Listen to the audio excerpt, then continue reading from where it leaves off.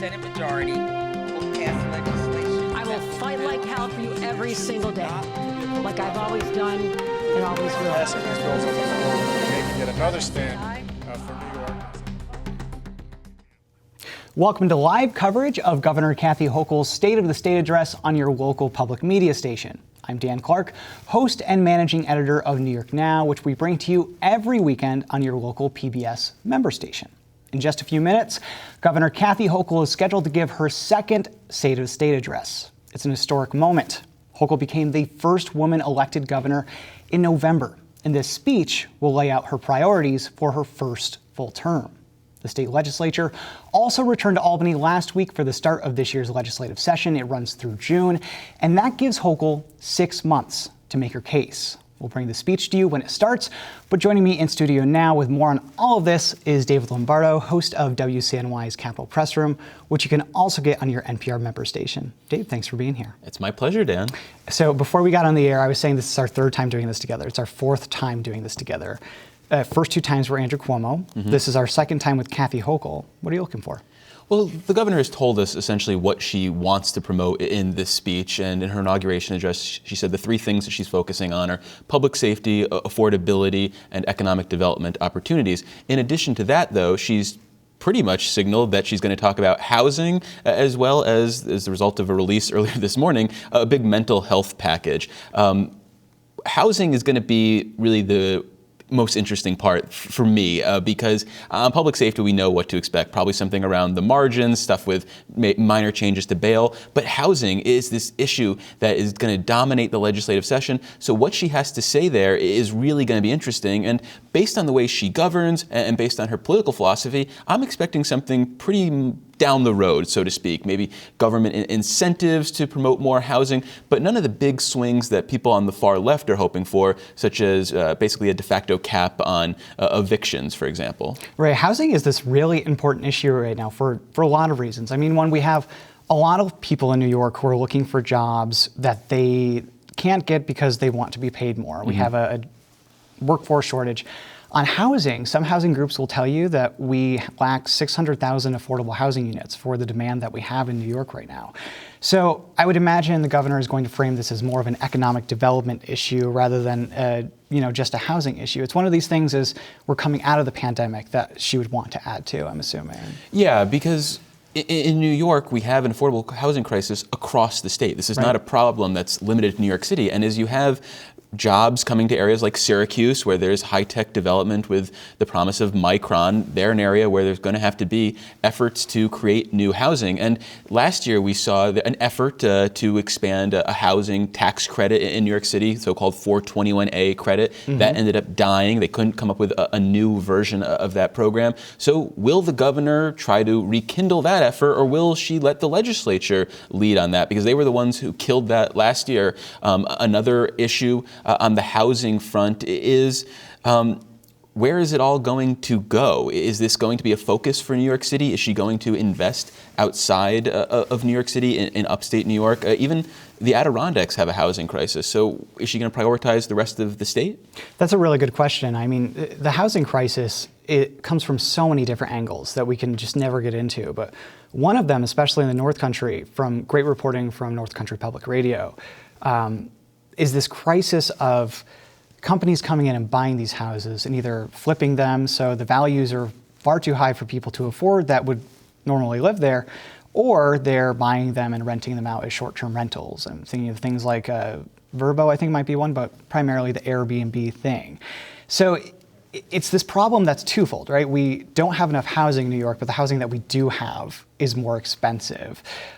You talk to a lot more housing people than I do, I think. Is that a fair way to characterize it? I think that's a fair description. And what people would say is that you need to incentivize new construction, and that you also need, at least if you talk to people on the far left, some sort of price control on how much housing is going to cost. So there's the so-called good cause eviction, which includes includes a de facto limit on how much people can charge in the future. There is no way that Governor Hochul is going to touch that proposal with a 10-foot pole today. So that's going to set up for maybe one of the fights over whatever we expect to see from her on housing. And in terms of getting people to fill those housing, I think the economic development portion is something that she is going to talk about here.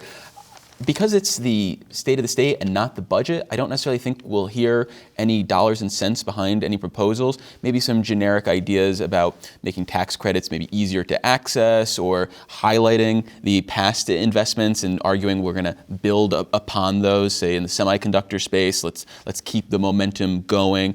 So I think she'll try to make a pivot to how do people actually afford housing? It's with good jobs. Right. The economic development scenario in the state is also really important because we do have people living in New York, but we also have a very high out-migration rate. People generally seem to not want to live here long term. And I think any proposal to address that has to come with lowering the cost of living for people. It just has to. Affordability. Exactly, affordability. People are taxed out of the state very often, and they don't want to stay here.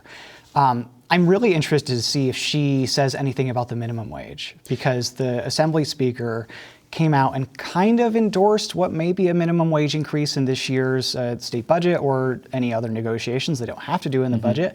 But I think that would be interesting. We're at $13 and change upstate and $15 in the suburbs and New York City right now. I don't know where they would want to take it, to be honest with you, but well, there's proposals floating around. The Senate Labor Committee Chair, Jessica Ramos, has introduced a bill that would basically kick it up to $20 an hour in New York City and then tie future wages to either inflation or other metrics so that they wouldn't necessarily need to revisit this on a continual basis.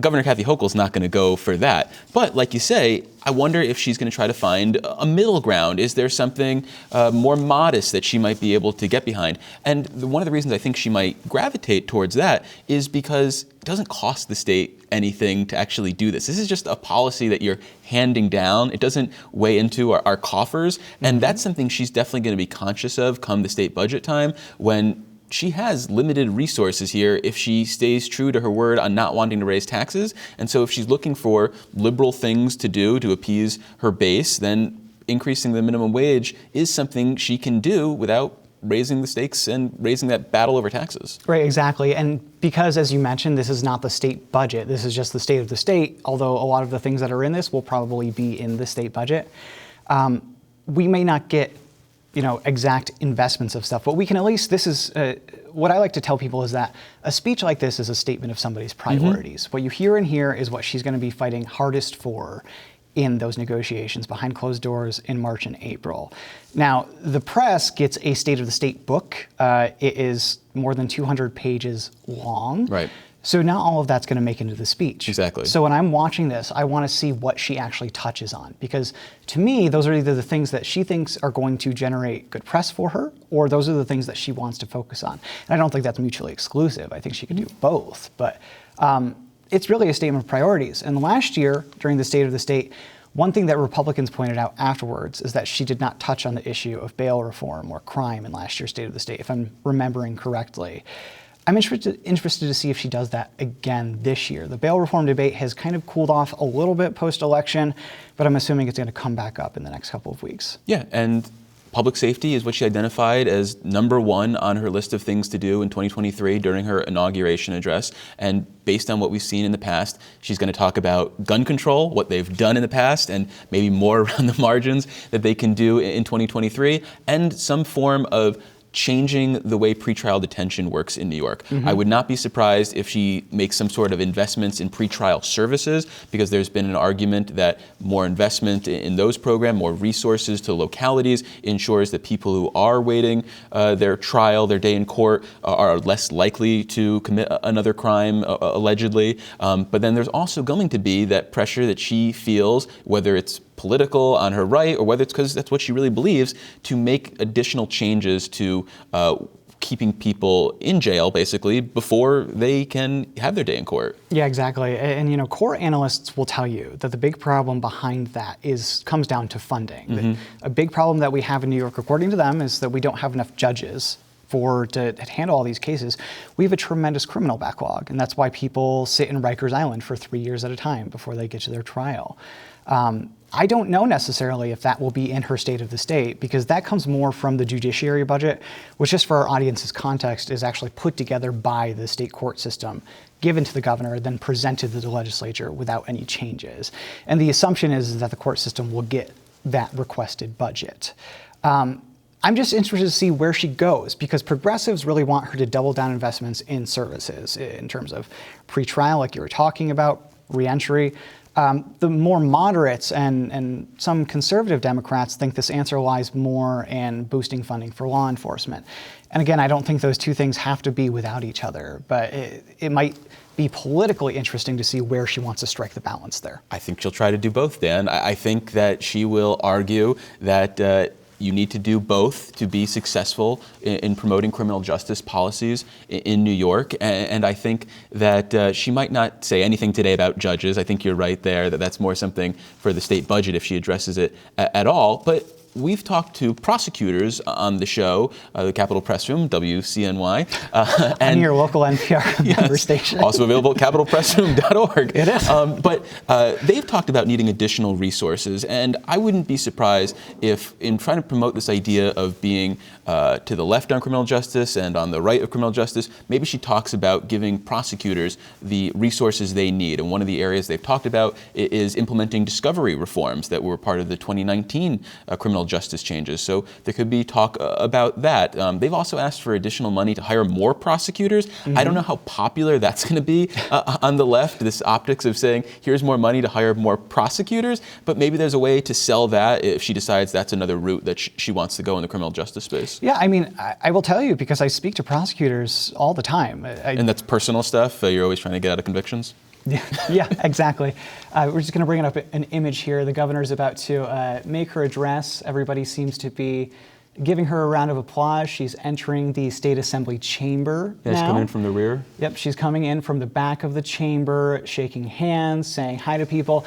In a lot of ways, this is kind of like our version. I mean, it literally is our version of the State of the Union. But we never had anything like this under Andrew Cuomo. Yes, that's a very good point, because Andrew Cuomo took the State of the State out of the Assembly chamber and put it into the Empire State Plaza Convention Center, which is a giant space. One year he constructed a wooden replica of the Assembly, what do you call lectern? it? Lectern? Yep. The lectern, and then put it in the convention center. She just hugged her fellow Buffalo Democrat, Senator Tim Kennedy, head of the Transportation Committee. Exactly. And she's now on the floor of the Assembly chamber, continues to shake hands with one of the longest serving lawmakers, Jim Tedisco, Republican from the Capital Region. Yeah, and just a note to our audience, as we're getting started here with the speech, we will have some discussion after the speech as well, looking at some of her proposals and, you know, what we saw, what we didn't see, all of that good stuff. So don't turn the dial, please. Dan, could you imagine state lawmakers being excited to hug and greet former Governor Andrew Cuomo like we're seeing on now? And she's getting it from Democrats and Republicans right now, including we see her saying hi to State Senator Kevin Parker, but now she's saying goodbye to State Senator Michael Gianaris, an opponent of Andrew Cuomo. So it's just a completely different scene from 2 years ago. It is completely different. And I mean, this is just a completely different energy. I mean, you have the entire legislature here, as is required by law. And then you have some visitors as well, some guests. I mean, there's just nothing like this day in Albany. It's really that kind of day where there's just such an energy at the state capitol. It's almost contagious. She just shook the hand of her now Lieutenant Governor Antonio Delgado, and now she's getting up to speak. We'll toss to her now. Thank you, first of all, to my incredible partner in government, our Lieutenant Governor, Antonio Delgado. Let's give him a round of applause. Just like me, he knows every rest stop, every McDonald's on the throughways, and he is traveling the state and doing an extraordinary job. I'm so grateful to have him. I also want to thank Dr. Richardson for the beautiful invocation, reminding us of the presence of God in our lives as we do the work of the people. I also want to thank my incredible partners in government, and in New York we have extraordinary public servants. Our Attorney General, Tish James, who never backs down from a fight. Our great Attorney General, thank you. Our State Comptroller, Tom Tom DiNapoli, who's going to help us weather the financial storms that may lie ahead, and he's a great partner to get the state through some tough times possibly. Our Senate Majority Leader, Andre Stewart Cousins, we stood here a year ago and made history, relegating the three men in the room to a past concept, and I thank her for her friendship. Our Speaker of the Assembly, Carl Heastie, we've a great ally, great public servant. Thank you.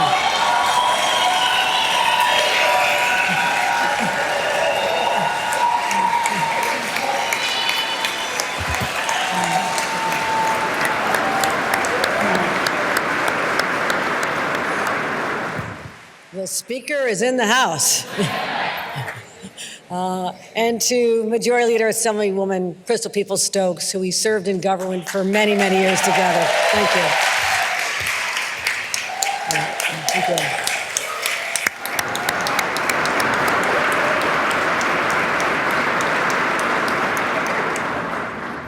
Our Minority Leader, Senator Robert Ortt. I know your district well. It's part of my old turf. Looking forward to delivering to the people of New York. Senator Ortt.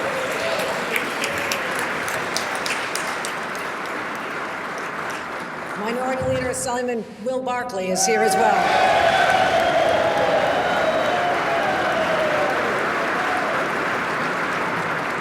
Judges from the Court of Appeals have joined us. I thank them for attending this opportunity to tell the world and our nation and our state who we are. Mayor Adams, we've worked together very closely, Mayor Adams, and we have more battles ahead, but fortunately not with each other, but against the challenges we face. And mayors and county executives from all across the state, I thank you for joining us. I also know we have one of the formers in the House, Governor David Paterson. You're called governor for the rest of your life.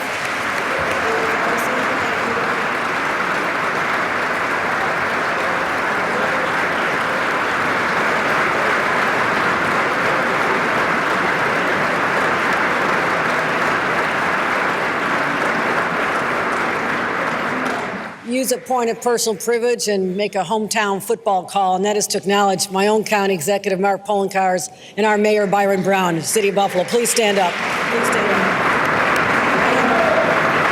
We have been through so much this past year, so much. But I think a Super Bowl lies ahead.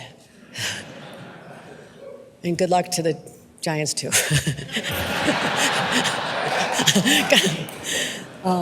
And to my members of my cabinet, these are extraordinary. I want them to stand up, every member of my cabinet, because we have pushed you so hard.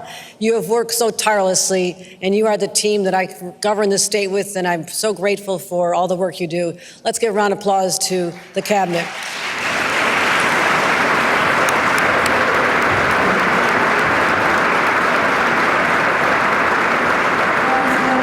Everyone's in the House. Let's give a round of applause to Labor.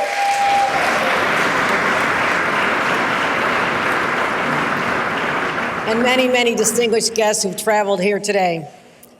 You know, my fellow elected officials, it's an honor to be back in this chamber and seeing you. 1 year ago, I stood here, gave the address. The speaker wasn't here. We had Crystal Peoples-Stokes up here. We had the leader. And we spoke to an empty audience. It was extraordinary how far we've come in this 1 year from that time when I literally had to address empty seats. But I did get a round of applause, not a lot that day, from my loyal staff in the back when I announced drinks to go. So they were very happy with that announcement. People across the state are happy with that announcement, but today I'm looking forward to an enthusiastic opportunity to tell you what we are all about. And today I speak not just directly to all of you, but to the people we have the privilege of serving. My fellow New Yorkers, after 3 very, very difficult and painful, tragic years, I'm proud to stand here and say that the state of our state is strong, but we have work to do. Last year, in the face of immense hardship and uncertainty, we endured. We proved to the world that when New York gets knocked down, we always always get back up. And because of that, I'm optimistic about this upcoming year and about the future. Oh, we have some big challenges ahead, but I believe that the fight to do what is right is always worth pursuing. And I'm steeled in the knowledge that if we come together in this pivotal moment, and those of us in positions of power do what's needed for the people of New York, our shared potential is limitless. As I said in my inaugural address, when we are united, there's no stopping us. When it comes to the mountains yet to be climbed, we're ready to scale them this year because of the peaks we already summited last year. In 2022, working with our leadership and all of you, we made historic investments to strengthen and upgrade our infrastructure, build a world-class public transit system, create strong public education, confront climate change, fortify our healthcare system, help our small businesses recover from COVID, and spur economic development all across the state. We landed the largest investments in state history, $20 billion from IBM and $100 billion from Micron, creating 50,000 much-needed jobs in upstate New York.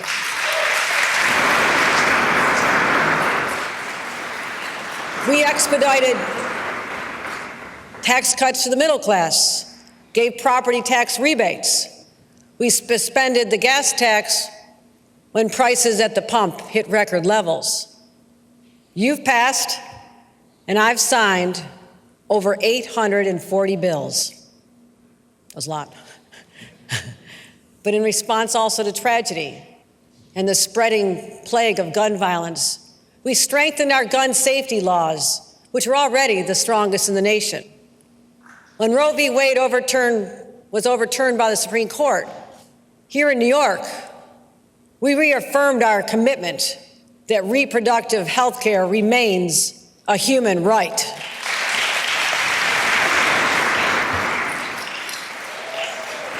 And though we had unprecedented revenues and we were flush with one-time federal aid, and that's thanks to our partners in Washington, starting with Majority Leader Chuck Schumer, our Senator Kirsten Gillibrand, and members of our delegation. We also knew on that bright sunny day a year ago that rainy days could be ahead. So we put money away. And looking back, that was clearly the right thing to do, because 1 year later, where we stand now, a majority of economists are predicting a recession. And that's one of the reasons it's clear to me why we will not be raising income taxes this year. And I thank the legislature for being partners when we addressed those challenges in 2022. When I was last here, I spoke at the New York Dream. For generations, people have come from all over the world in search of the American dream. I'm here today because that dream was realized by my family. And I want more New Yorkers to have access to the same opportunities that my family had. That's what public service is all about. The great Francis Perkins, FDR's labor secretary, once said, "A government should aim to give all the people under its jurisdiction the best possible life." That's it. That's the job. That's what we're here to do. And I cannot stand here and say we're done yet. Because even though we've set the table for what should be the most prosperous time in New York history, if New Yorkers don't feel safe in their communities, if they can't afford to buy a home or pay their rent, then the dream stays out of reach for them. And we're already seeing signs of outmigration that we can no longer ignore, something I know all too well from growing up in Western New York, at times when jobs were so hard to find. We cannot let that happen again. But the good news is, it does not have to be that way. What I'll discuss today is a broad overview of key policies that will make New York more affordable, more livable, and safer. So let me tell you just how we plan to do that. My number one priority has always been and always will be keeping New Yorkers safe. And a day has not gone by where I've not been laser focused on this objective. Oh, the pandemic caused so much havoc in our state, in our country, in society, and had a profound effect on public safety. You know, that pervasive unease that wormed its way into our day-to-day lives, the social isolation, the economic distress, led to a nationwide rise in gun crimes and violence that we're still combating. And to respond to what we saw right here in New York, we had to develop new strategies and invest in new programs and strengthen our gun violence prevention laws, passing even stronger ones and closing loopholes, like banning ghost guns. And I want to thank our Attorney General for her work on making sure that the red flag laws are executed.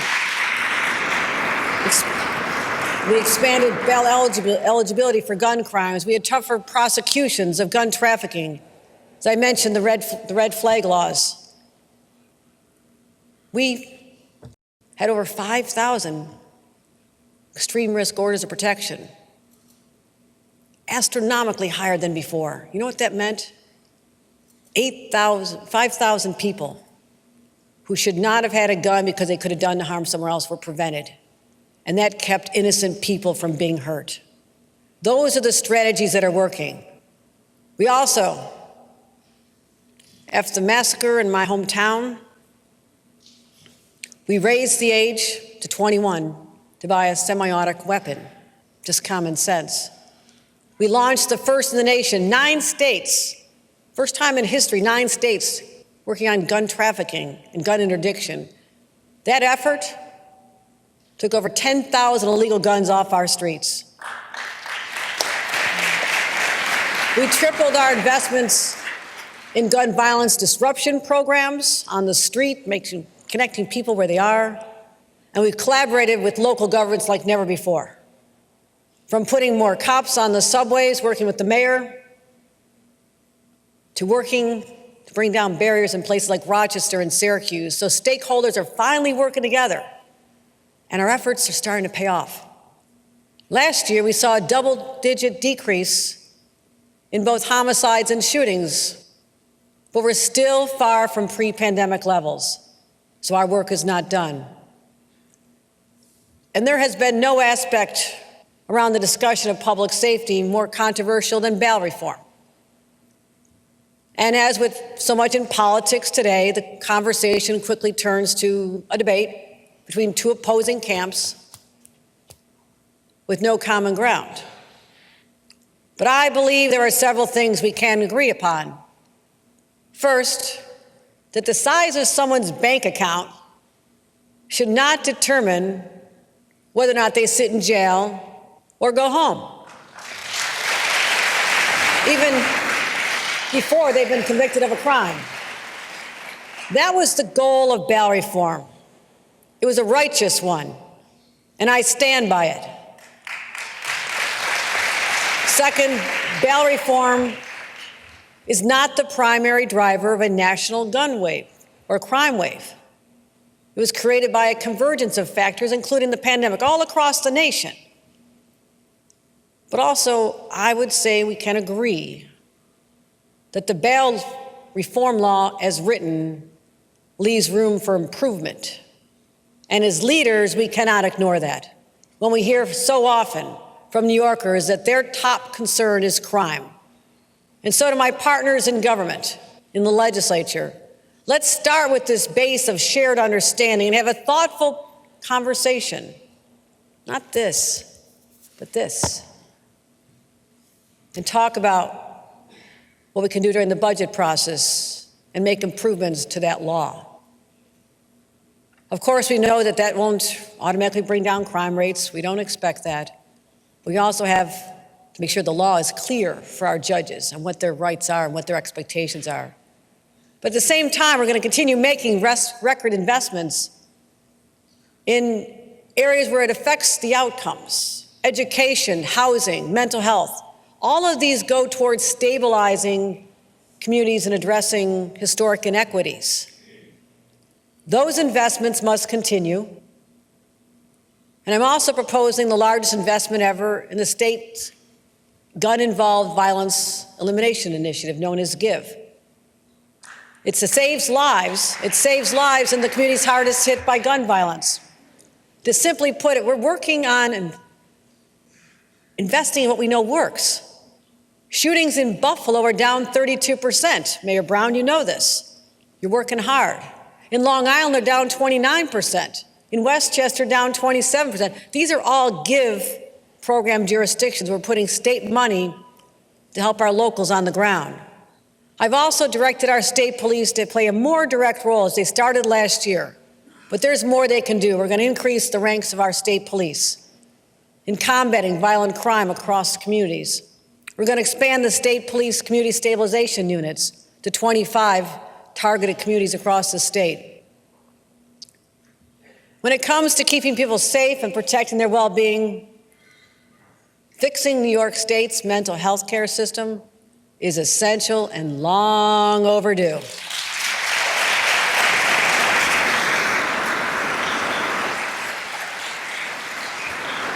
Even before COVID, the rates of mental illness had been on the rise. But since the pandemic, more than 1 in 3 New Yorkers have either sought mental health care or know someone who has. That's staggering. And the fact that too many can't get it. The barriers just seem endless. No appointments close to home. Insurance won't cover the care. Long waits for psychiatric beds in hospitals. What happens? People suffer in silence. Illness grows when it's not treated. So it's no surprise that the number of people suffering from mental illness also continues to grow.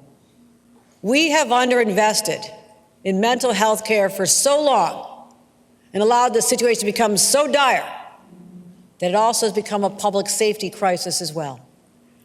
New Yorkers are anxious on the subways and in our streets when they see individuals who need help, people unable to take care of themselves properly, people could cause harm to themselves or other. Not all, just some, a few. But those people are also at risk of being victimized themselves.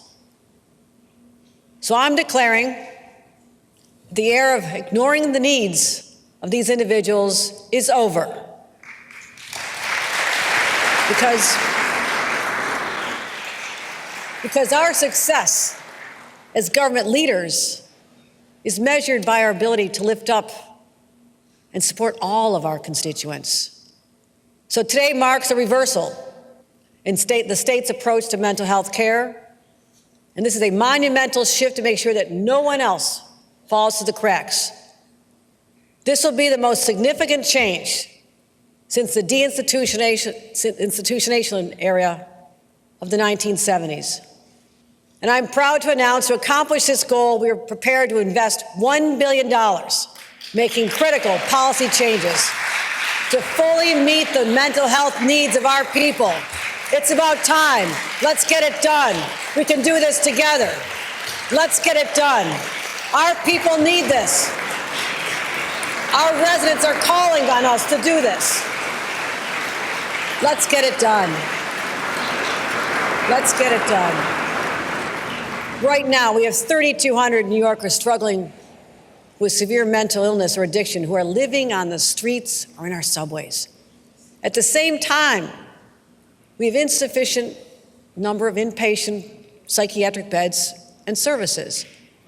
We will add 1,000 inpatient psychiatric beds by funding 150 from the state and bringing 850 psych beds in hospitals back online, because that'll be half.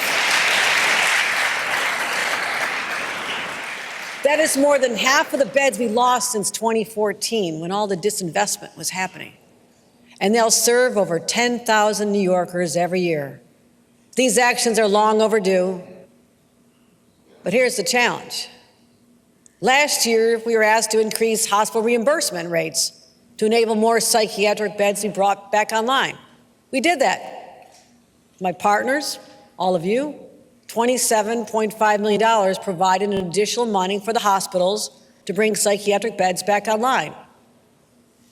Yet a year later, hundreds of those beds are still offline, and that's not acceptable. So we're going to insist they come back online, and I'll seek greater authority from the Office of Mental Health to ensure full cooperation in meeting these objectives. This is a moral imperative, and it's a public safety imperative. We'll also invest in services to allow patients to be reintegrating in a way that's safe for them and safe for their community. So our inpatient beds don't get backed up because more appropriate outpatient care is unavailable. We also know that supportive housing is an important tool for prevention and recovery. And that's why my plan proposes building 3,500 residential units supported by intensive mental health services. And we'll make sure that when patients move from one kind of care to the other, they don't get left behind. They don't fall off. Our plan requires facilities to discharge high-risk patients into intensive wraparound services. Wraparound services now. Now, I'll propose that insurance companies cannot be prohibited from covering these services. They can no longer deny mental health, critical life-saving mental health services. And finally, we're going to focus in the mental health space on our children, because too many schools provide no level of mental health support, and our children need preventative services now to stop them from needing intensive services in the future.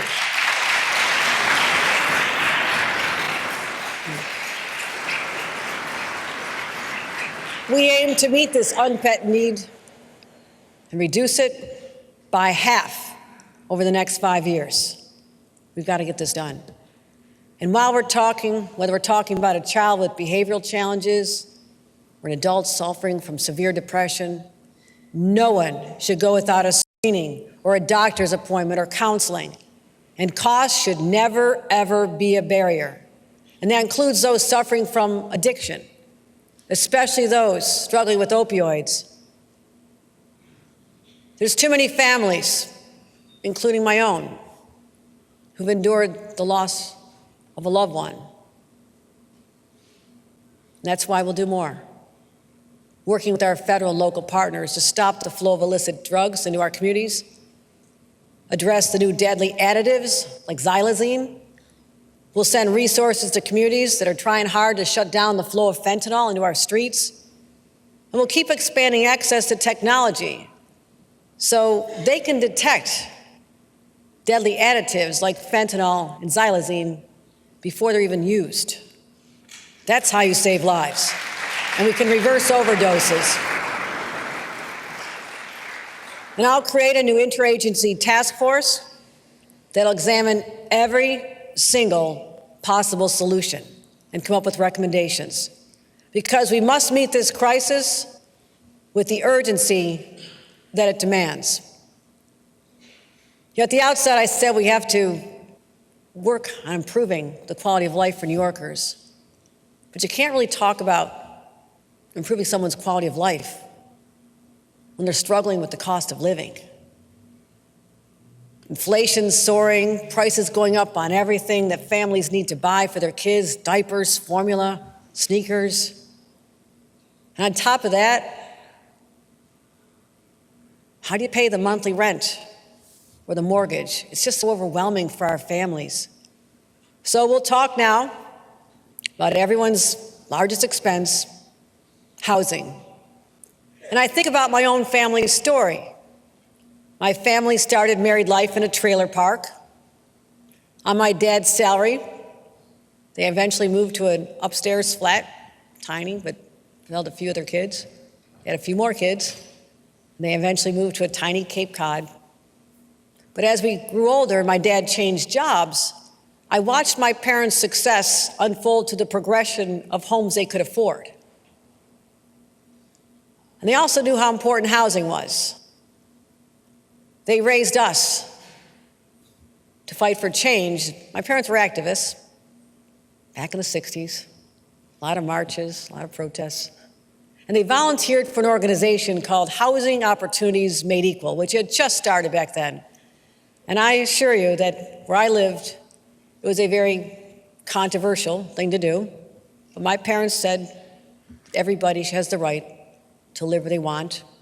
And they understood for a society to reach its full potential, equal access to housing is a must. Because when there's not sufficient housing, people at all income levels struggle. And if things get bad, they leave. They search for opportunities elsewhere. Over the last decade, New York State has created 1.2 million jobs. That's great. But only built 400,000 houses. Many forces led to this state of affairs, but front and center are local land use policies that are the most restrictive in the nation. Through zoning, and local communities are able to hold enormous power to block growth. Between full bans on multifamily housing and onerous zoning and approval processes, they make it difficult, almost impossible, to build new homes. Think about that. People want to live here. They have jobs here. Because of local decisions to limit growth, they cannot. Local governments can and should make a difference. I spent 14 years in local government. Many of you came through that route as well. And our community had a citizen-driven master plan that allowed for targeted housing and economic growth while preserving green space. So I know this can be done, but it hasn't been. Between 2010 and 2018, Nassau, Suffolk, Westchester, Putnam counties each granted fewer housing permits per capita than virtually all the suburban counties in Massachusetts, Connecticut, Southern California, New Jersey, Pennsylvania, Northern Virginia.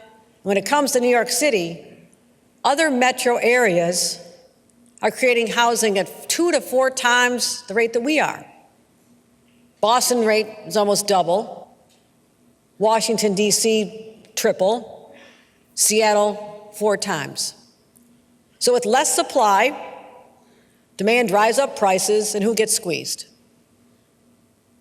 Young families starting out, middle-income families looking to move up, low-income families. People can't even get the starter home anymore. That's why, since becoming governor, housing has been front and center of my agenda. The budget that we worked on together, we passed it. A 5-year, $25 billion plan to create and build 100,000 affordable homes. It's the single largest housing investment in our state's history. We unlocked billions for NYCHA through the creation of the New York City Public Housing Preservation Trust. We created a $25 million eviction prevention legal services program to keep people in their homes and making sure vulnerable renters had the representation they needed in court. We invested $539 million in the Homeowner Assistance Fund. We made $100 million in rent supplements available. So we've done all this together. I want to thank Leader Andre Stewart-Cousins and Speaker Kyle Heastie for also prioritizing housing. They know how important this is. They rightly recognize that too many people are struggling just to find a place to call home. And they're looking to us for bold leadership. Decisive action is called for now. Today, I'm proud to introduce the New York Housing Compact, a groundbreaking strategy to catalyze housing development we need for our communities to thrive, for our economy to grow, and our state to prosper. The compact pulls together a broad menu of policy changes that will collectively achieve the ambitious goal of 800,000 new homes built over the next decade. The compact sets clear expectations for the growth we need, while at the same time giving localities the tools, the flexibility, and the resources to stimulate that growth. Every single locality across the state will have a target for building new homes. Upstate, the target is for the current housing stock to grow 1% every 3 years. Believe me, it's very manageable. Downstate, 3% every 3 years. Many localities are already hitting these goals. But many others are just falling a little bit short. And for our small towns and villages, just literally a handful of new homes will help us hit our statewide target. But the reality is, there are some communities that need to affect real change to build the homes we need. So it's not a one-size-fits-all approach. Local governments can meet these targets any way they want. They can shape building capacity, they can redevelop old malls, old buildings, office parks, incentivize new housing production, or just update the zoning rules to reduce the barriers. We know this is a big ask, and that's why localities will get help from the state. To accomplish this, we have to get it done. We will offer substantial new funding for infrastructure, for schools, roads, sewers, all needed to support growing communities. And we'll cut the red tape to allow projects to move more quickly while still protecting the health, safety, and environment of our communities. But when communities have not made good faith efforts to grow, when proposed housing projects are languishing for no legitimate reason, the state will implement a fast-track approval process, because doing nothing is an abdication of our responsibility to act in times of crisis.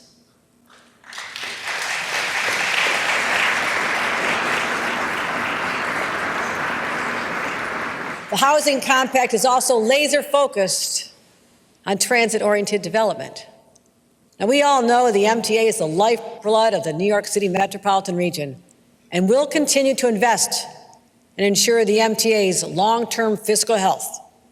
We have to do that.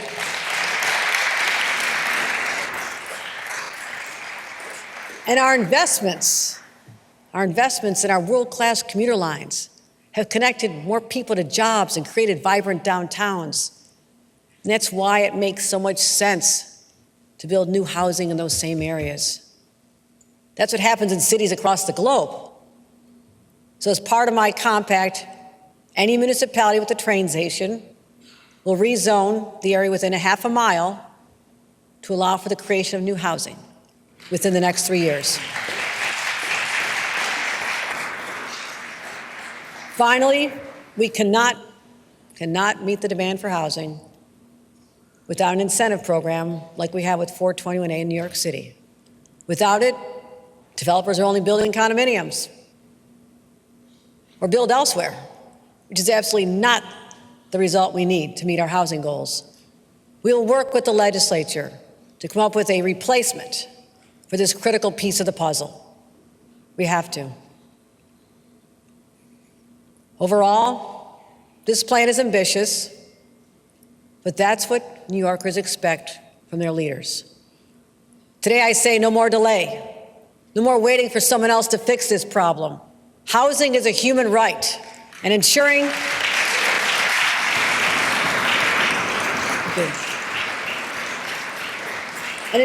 enough housing is built is how we protect that right.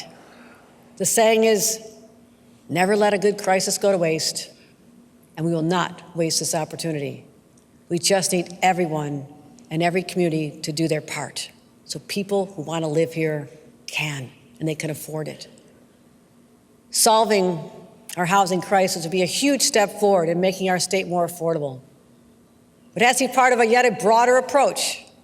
Homeowners and renters worried about paying their energy bills because rates are at record highs, driven by geopolitical forces outside our control, but hitting our wallets right here at home. And this winter, we're facing energy costs 20 to 30% higher than just last year. And that forces so many low-income families and other families to say, do I keep the thermostat up to put food on the table? What a horrible choice. It doesn't have to be that way. It doesn't help that New York State has the oldest houses in America. Some of the oldest, for sure. They're less insulated, they're harder to heat, and have higher greenhouse emissions. In fact, buildings are the largest source of greenhouse emissions in our state, accounting for 1/3 of our greenhouse gas output. It also stresses the pollution, causes asthma, and endangers our kids. So today I'm proposing another series of proposals to insulate our most vulnerable households from exorbitant energy costs and to clear the path for a more sustainable future.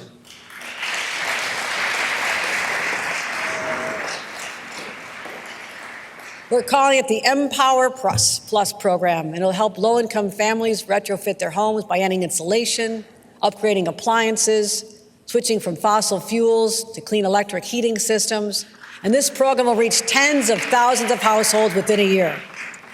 And homes that electrify will be eligible for the first in the nation energy affordability guarantee, a promise that they'll never have to spend more than 6% of their income on electricity.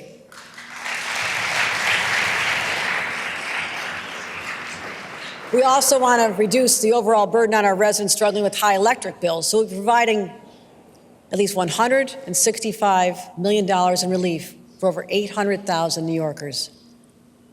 We know that long-term sustainability for our wallets and for our planet comes from weaning ourselves from fossil fuels. And to set us on that path, I'm proposing a plan to end the sale of new fossil-powered heating equipment by 2030, by calling for construction of all new construction to be zero emission starting in 2025 for small buildings and 2028 for large buildings.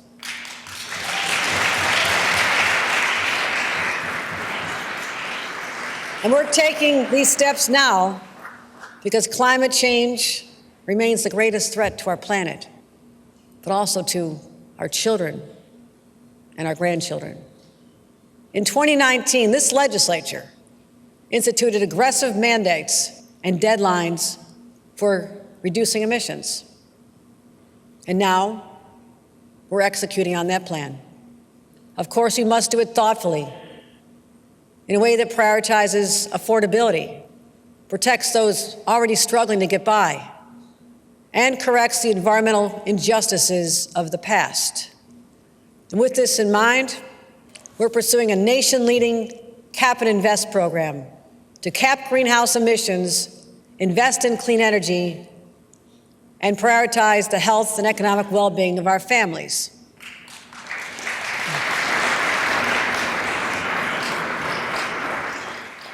Big emitters will have to purchase permits to sell polluting fuels. The dirtier the fuel, the bigger the price tag. And the Invest part of the program will accelerate the clean energy transition and include universal climate action rebates that will provide over $1 billion, the revenue we bring in, to allocate to lower utility bills, cover transportation costs, and other decarbonization efforts. That's how we're going to help our New Yorkers.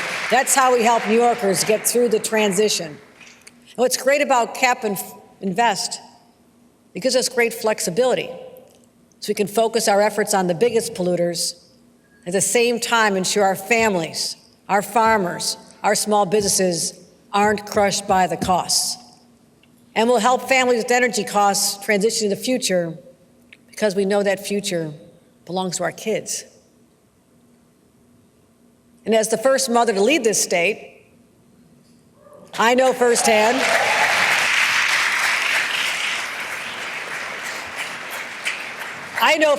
what the lack of affordable childcare can do to a family. But as a governor, I also know the impact on our state's economy. More than 35 years ago, when I was a young staffer working for Senator Daniel Patrick Moynihan, I loved my job. But there were no affordable child care options available to my family.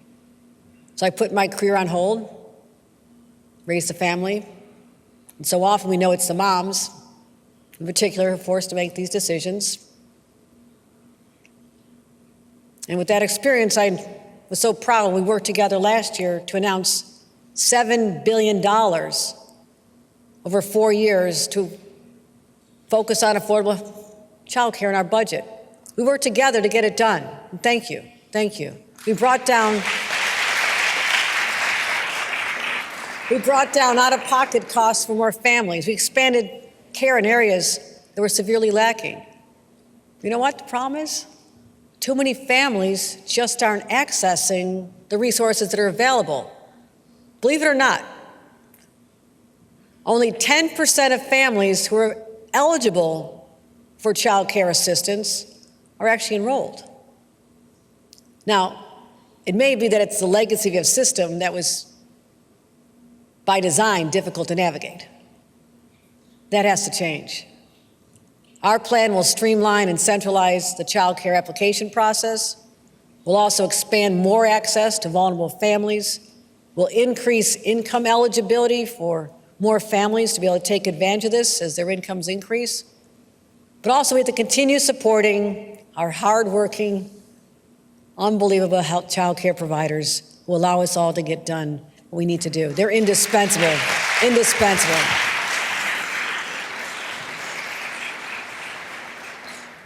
Now we talk about affordability, talked about it a lot today. But if we really want to continue to tackle the affordability crisis head on, we must recognize that the low-wage workers that we represent across this state, rural, suburban, urban, they're all over. They've been the hardest hit by inflation. The average cost of goods and energy for low-income households jumped over 13% over 2 years, and they were barely making it before. This pushes our families already on the margins to the breaking point.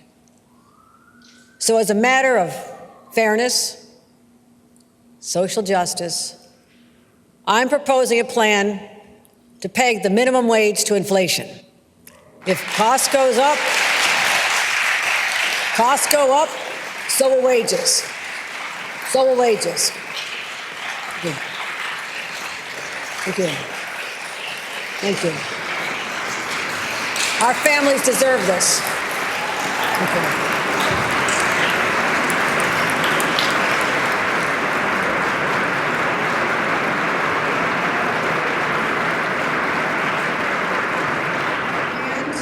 Like other states that have implemented this policy, we'll put on guardrails to make sure employers, the increases are predictable for them. I understand this. We also need to have flexibility in the event of a recession. But this important change will give over 900,000 minimum wage workers a lifeline. And these workers are most likely to be women. Many times, moms. The struggles are so great. And they're more likely to be people of color, earning the lowest wages in our state. By putting more money back in their pockets, it helps our economy overall, because it goes back into local businesses and services when they go to the stores. It's how you keep things going. These initiatives and policies, investments and new approaches are just the tip of the iceberg. But I've kept you long enough. What you've heard from me today are just some of my top priorities as we improve the lives of New Yorkers. But this is no way an exhaustive list. In fact, I know most of you cannot wait to read the 275-page book containing 147 thoughtful policy proposals. Thank you, Michael Lasher, and my dream team and my entire cabinet for helping make that happen.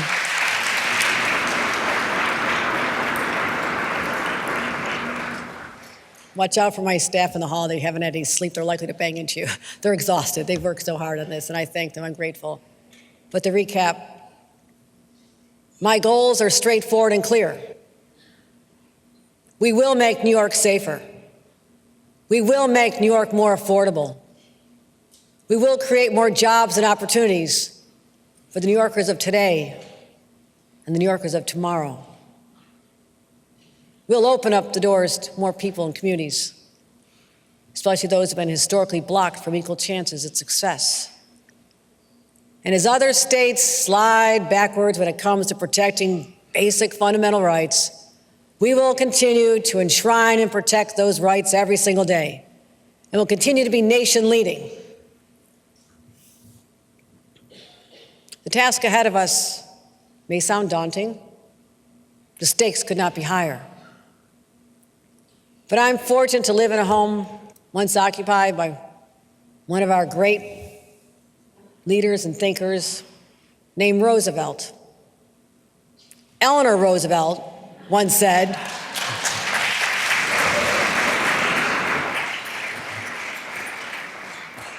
"You who are going to build a new world must go forward with courage." We will build a new world, and we will be courageous. We will do the hard things, the necessary things to lift up and support New Yorkers and clear a path for them to realize the New York dream. That is my promise to the people of New York, and I will work with the members of this legislature day in and day out to keep that promise.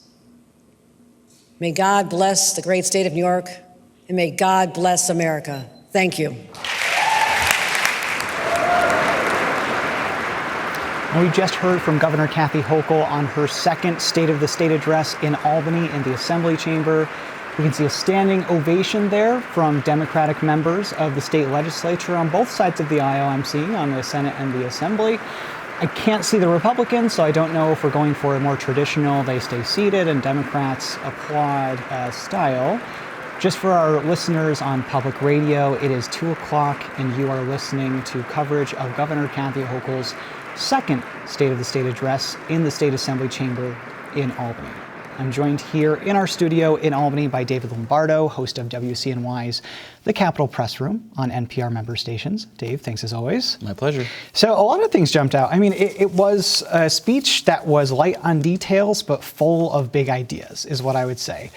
Big thing that jumped out to me, I mean, near the end of the speech was the governor's proposal to increase the minimum wage to a number that we don't know just yet, or she may keep it stagnant at the 15, and then tie it to inflation. Now, when we passed the $15 minimum wage in New York in, 2015, somewhere right around there, the Republicans held the state Senate. So it was a tougher lift to get that. What do you think about the conversation this time with Democrats in control of both the Assembly and the Senate? Well, I think that it was surprising to me that that got a big round of applause from Democratic lawmakers in the room. It got a standing ovation. I noticed that the Senate Labor Committee Chair, Jessica Ramos, stood. And that's interesting because she has her own proposal, which is much more ambitious than this. Because like the governor's proposal, while they both get tied to the cost of living in the future, the senator's proposal would include about a $5 an hour increase to start things off. So this sets up for an interesting back and forth during the budget process and signifies that, yeah, we're going to have a minimum wage increase in New York. And the question is just about how are we going to do it and when is it going to start to get phased in, I think is really just the big question. Right. I would imagine if they did something like that in the budget this year, that we wouldn't see an increase until 2024 at the earliest. And I think that would be optimistic because I think that Democrats are in a position in New York right now where they recognize that businesses don't always love being here. We tax them at higher rates than other states, and we provide incentives like the big Micron deal right outside of Syracuse that the governor mentioned at the top of the speech, 50,000 new jobs, even though that company I think just had layoffs. So we'll have to see how that goes. So that's the cost of living conversation. I didn't see all that much outside of that on cost of living. I think it was sprinkled throughout the other proposals. And the big headline outside of the minimum wage, which I think is a big deal. But the big headline, I think, was the housing plan. And as we were talking about before, a lot of the stuff that we were thinking of, I'll just go through a few of my notes here. She has a plan to create 800,000 new units over the next decade. And she noted that the state has only created 400,000 over the last decade. So the state would have to double down on investments for sure. And this plan also creates this really interesting system where the state, I didn't hear the word mandate, but the state is going to set goals, housing goals for every locality that has zoning control. And I imagine that may not be the best news for some localities. What do you think? It makes me think of the press briefing we got prior to this speech, an embargoed briefing where we got a sneak peek at some of this housing stuff. And one of the questions that our Capitol colleague asked, Mike Gormley of Newsday, was about the possibility of legal challenges. And that's what you see with mandates from the state where you want to supersede local control. And last year, the governor brought up this issue of changing local zoning rules to allow for accessory dwelling units, essentially these in-law apartments in some cases, and she pulled off, she backed away from that policy when she faced opposition in the legislature. So I think what you're seeing in this proposal is something that's reflective of that experience in 2022, that she is not necessarily going to be forcing anything down anyone's throats. There's going to be incentives, there's going to be goals. I think the one area where we saw the possibility for mandates has to do with transit hubs, essentially making them more housing friendly than they are now.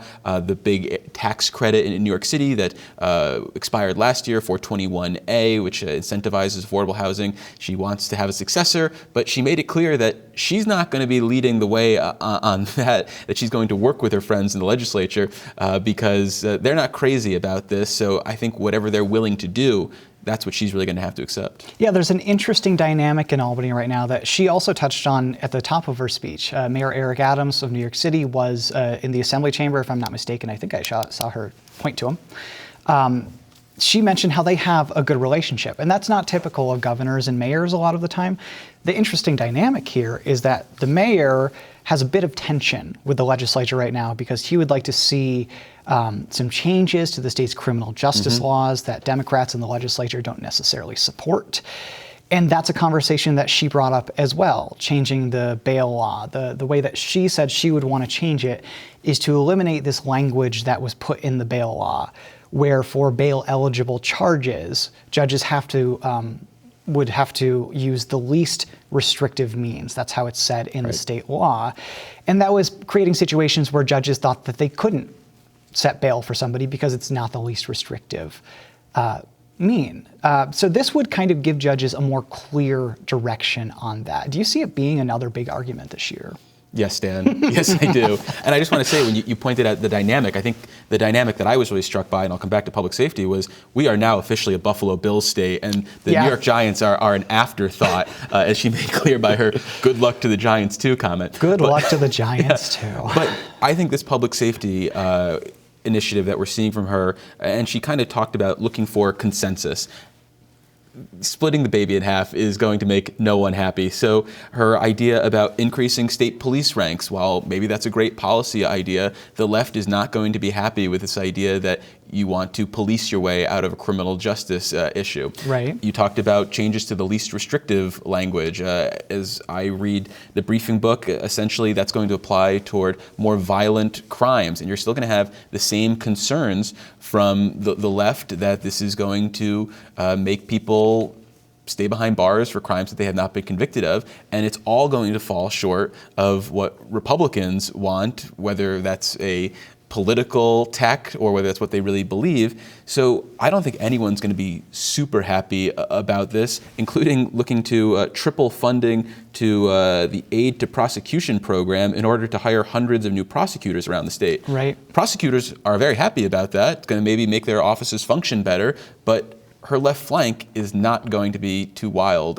about this. Though it's interesting. So I covered bail reform when I was working at a newspaper before this show. You killed it as I killed criminal it. justice reporter for the New York Law Journal. Thank you very much. I appreciate that.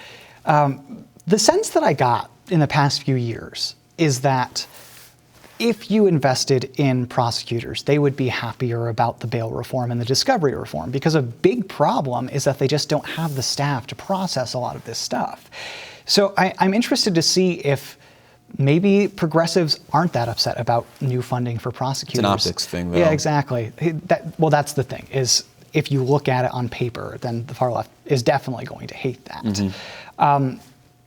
There is another part of this that I thought was really important, and something that we don't talk about enough, too, in terms of not so much the crime arena, but there is crime involved in it. The opioid addiction crisis in New York. She talked about combating the flow of fentanyl and xylazine. Oh, you went for that. Which I applaud you for trying that. I'm never going to say that on the air. I don't know what xylazine is, so clearly I have some research to do. But I think that's an interesting issue too, and that's something that could be bipartisan in the legislature.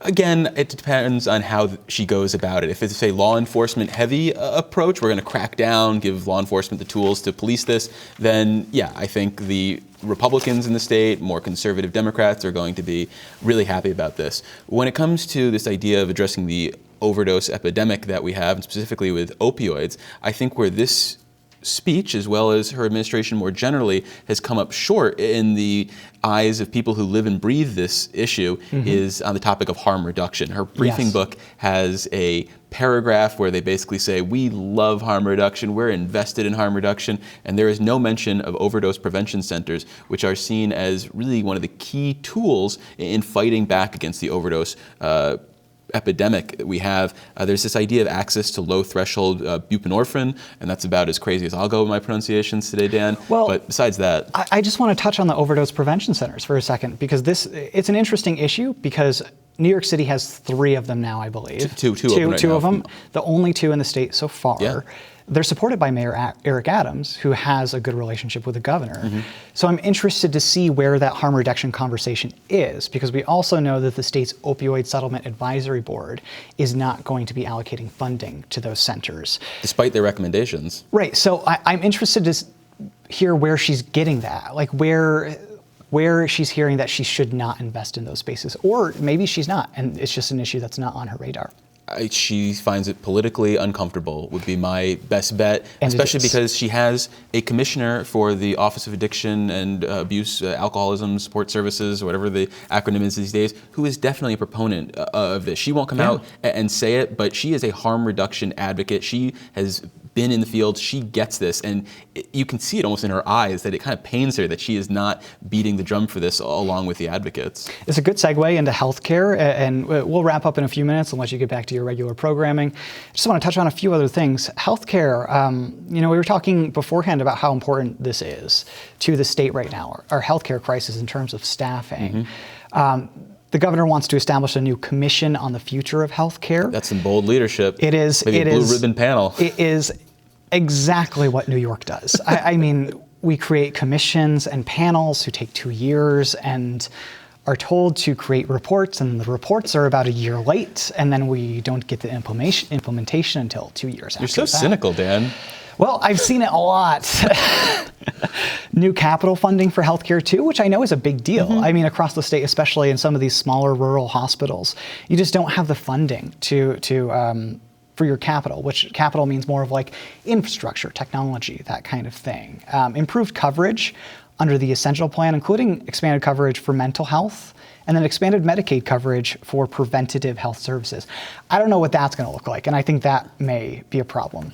I think this is all around the margins when it comes to healthcare spending. When you talk about capital spending, for example, this is not something that comes from, say, the operating portion of the budget. You're basically borrowing capital dollars. And these other areas of spending require actual state investments if you want to make a big difference in access to healthcare, say, for example, Medicaid reimbursement rates, which is a big thing that keeps people from accessing care and is one of the reasons we're seeing fewer and fewer providers in some areas. So this is not a big swing at changing healthcare. One proposal I did know in there was that she's looking to increase taxes on cigarette packs, and going from $4.35 a pack to $5.35. What I'm really curious to see is if there is any sort of commensurate increase in tobacco control funding, or whether all that money, if it gets adopted, just goes into the general fund. My cynical hat says no, that money just goes right into the general fund. That's a very interesting point to make, and something that we should absolutely watch. I remember something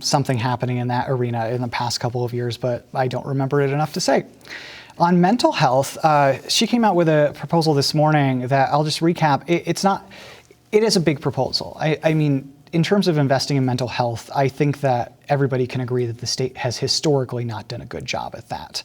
Certainly, the transition from institutional settings away from those has been bad. It's been terrible. And I mean, this is also a bipartisan issue, but for very different reasons. So she wants to increase inpatient treatment by 1,000 beds and then create 3,500 new housing units for people with mental illness, which is interesting. And I would be interested to see the data that reflects that, because as somebody with mental illness, I would expect more housing units would be needed. But I mean, we'll have to see what is in the more detailed proposal, especially in the state budget, because that's going to concern spending. And then I just want to touch on climate, because I don't think that we can do something like this and not touch on climate. What did you notice?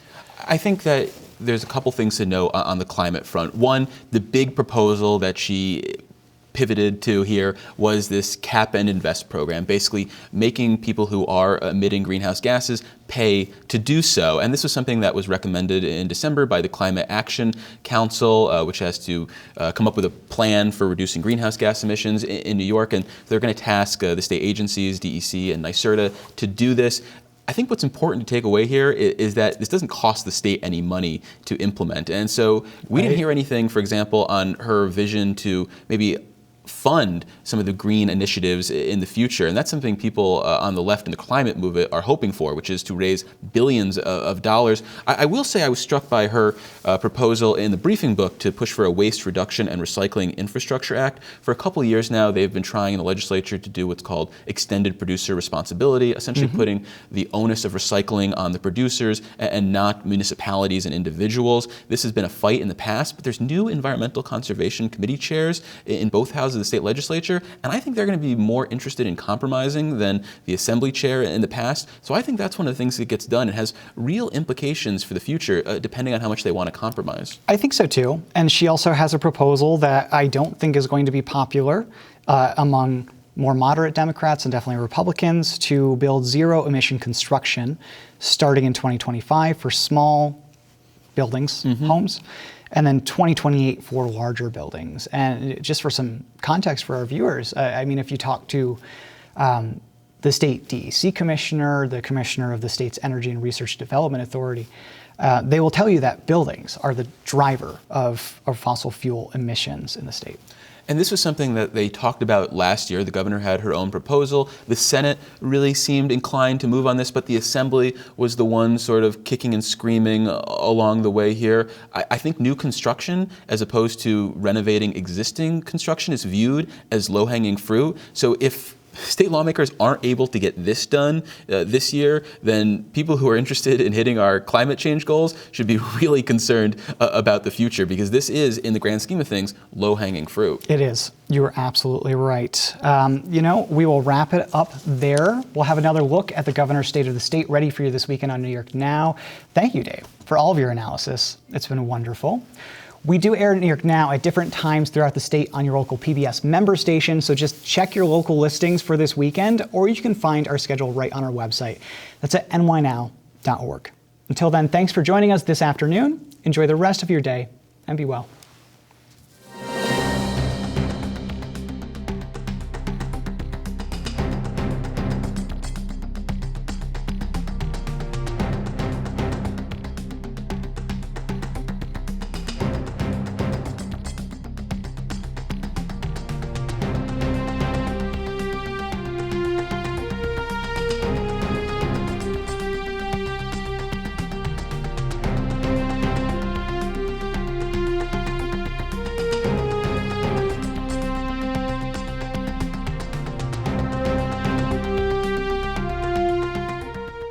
Funding for New York Now is provided by WNET,